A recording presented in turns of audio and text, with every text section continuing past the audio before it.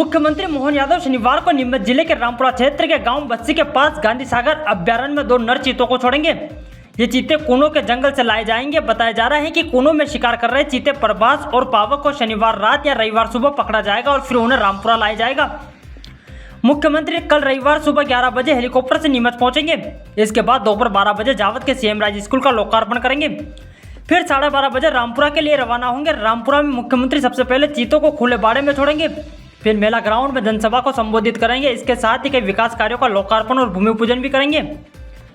मुख्यमंत्री के इस कार्यक्रम को लेकर प्रशासन पूरी तरह तैयार है। शुक्रवार को कलेक्टर हिमांशु चंद्रा, एसपी अंकित जायसवाल, अन्य अधिकारी गांव बस्सी पहुंचे और व्यवस्थाओं का निरीक्षण किया। नीमच और मंदसौर वन विभाग की टीमें भी तैयारियों में जुटी हुई हैं।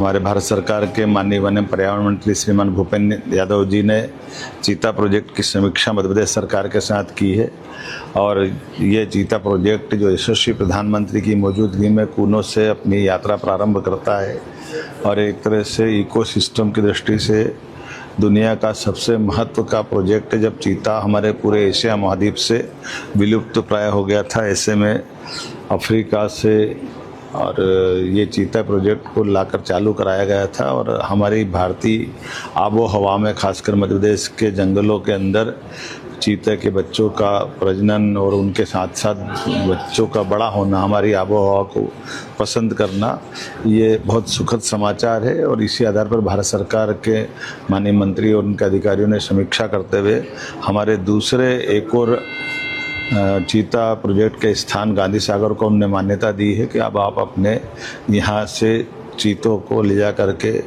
गांधी सागर अभ्यारण्य को भी प्रारंभ कर सकते हैं। मैं उनका धन्यवाद भी अदा करता हूँ और आगामी 20 तारीख के दिन हम अपने चीते प्रोजेक्ट को मध्य प्रदेश में 2 स्थानों पर प्रारंभ करके नई संभावना की तरफ आगे बढ़ेंगे। उनने इस दृष्टि में कई और भी बातों की तरफ ध्यान दिलाया है कि हमारे अपने न केवल जंगल के जानवर सुरक्षित रहना चाहिए बल्कि जंगल के जानवरों के प्रति लोगों की रुचि बढ़े, उनकी व्यवस्थाओं में वृद्धि हो और ख़ास करके चीतों के या अन्य वन्य प्राणियों के लेकर रेस्क्यू सेंटर और अच्छे वेटनरी कॉलेज और अच्छे कोर्स के व्यवस्थाओं के साथ जन सुविधाओं का भी पर्याप्त ध्यान रखते हुए हमारे आबादी के आसपास के लोगों की सुविधाओं का भी ध्यान रखते हुए वन्य प्राणी और हमारे आम आदमी के जीवन में परस्पर संबंध समन्वयकारी होना चाहिए, समर्थनकारी होना चाहिए।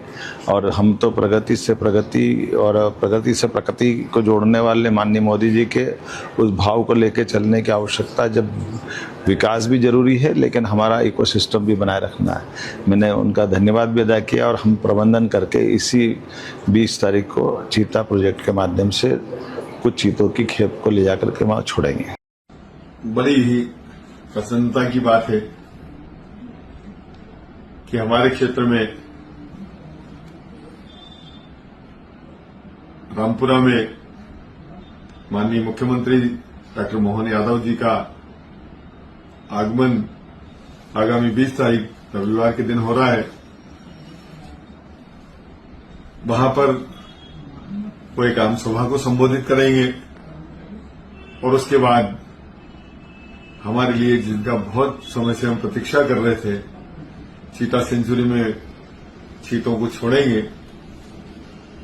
माननीय मुख्यमंत्री जी के स्वागत के लिए